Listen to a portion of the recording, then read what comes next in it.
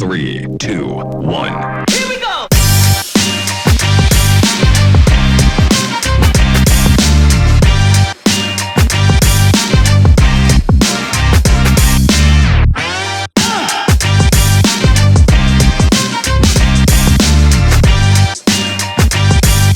Larry, thank you very much for taking the time to speak with me. It was great seeing you a few weeks ago at the SOCMA thing. Enjoyed seeing you. So, Larry, you said something that was very interesting about failing fast. And when I was sitting there listening to you, that just really struck me about a person who desired to fail fast. And frankly, I'd never heard those two words used kind of in a compound structure that way. So I'd love to hear what you think, Larry. What does fail fast mean?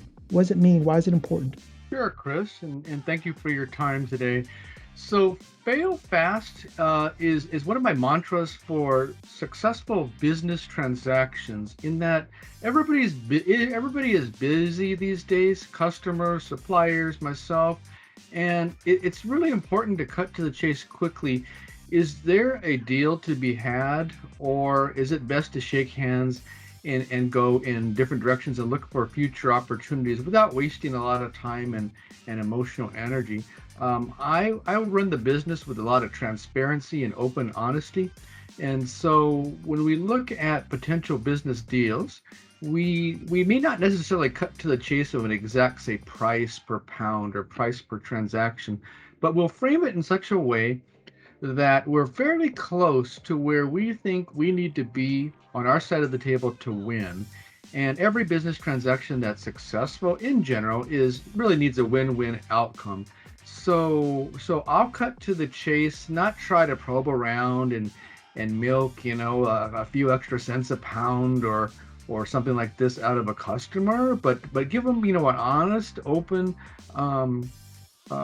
price indication of where I need to be successful. And if it's not successful, that's fine. And this is what I refer to failing fast. Instead of beating around the bush and try to, song and dance and extract a little extra margin, I just cut to the chase of where I really need to be in general. And then we have open dialogue and see if we should continue to pursue the dialogue and the transaction, or should we just go in separate directions and look for some other future opportunities. So that's fail fast in my books. Great response. So it sounds, Larry, as if you've got some scars and some bruises maybe from times where you've not failed fast or times where you failed slow. Without going into any details, tell me about those scars and bruises. And on the flip side of that, it sounds like you've got some real big wins and notches in your proverbial belt where you have failed fast. So give me the other side of that story. Hey, these are some bruises I've had, but these are some real wins that I've had from incorporating this mantra into how we roll at my firm. Tell me about the good and the bad and the ugly. Yeah, so we'll start with the former, where you do not fail fast. That may be where some circumstances in the past where the dialogue dragged out much longer than it really needed to last, and there was just some less than positive feelings about wasting one's time on both sides of the table, because we really didn't have our facts straight. We didn't speak openly, candidly, honestly about what constituted a win on each party's side, and it just took too long to come to the conclusion that a win was not to be had, for both parties. So I would say that's the good, the bad, the ugly of not being transparent, not cutting to the chase quickly, not failing fast or winning fast. I would say that. Then on the other side, on the positive side, when you do implement this strategy and it works well, I think what happens is you generate a lot of respect from your customers or your suppliers, if it might be a different transaction where you're the customer and they're the supplier. But you generate a great deal of success because their time and energy is well utilized, they're efficient, they're effective, And they also develop respect for you because there's that transparency and that honesty of really where do you need to be to win. So I would say that's some of the positives that I've experienced on using this mantra of failing fast in a positive sense. That's excellent. Last question for you, and this came to mind literally maybe 45 seconds ago, Larry. So it's a little bit of a stream of consciousness, but it sounds as if this kind of attitude and focus on failing fast might be portable from a work environment to a personal family home environment. Can it? If so, how? So tell me about that. Again, stream of consciousness.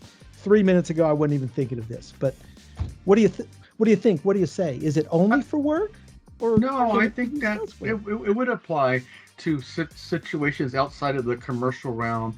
And the reason why I say I think there could be some translational applications for this is what I want to convey to you, Chris, is I'm not trying to be cavalier in saying fail fast means take it or leave it type of mantra. It's more of an open and honest dialogue again about where do I believe I need to be or my business needs to be to find a winning solution. So in the family sense, I think that would be also similar. You know, we're not buying and selling goods or services with our children. Maybe we're buying some baseball cards or popcorn, but in general, I think it's essentially open, honest communication where we obviously want to win, and we speak from what is important as perhaps as a parent or a spouse on that person's side of the table, or what means a lot to them, and look for the win-wins again in the relationship of, say, parent and child, spouses, friends, etc. Open and honest.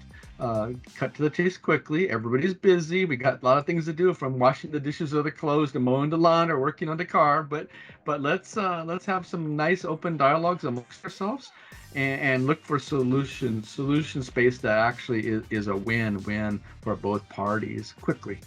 Yeah, I love it. I've got children too, right? And even my adult children sometimes act like they're children, right? That's another story altogether, right, Larry?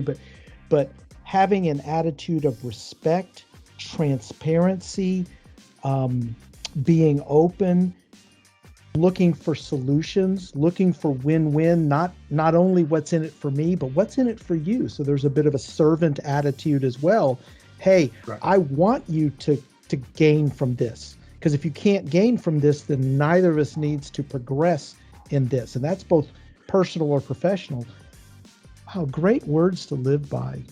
Well, Larry, that's all I've got. Any final thoughts about failing fast, or any final thoughts that you can leave us with? I love it. I think it was great.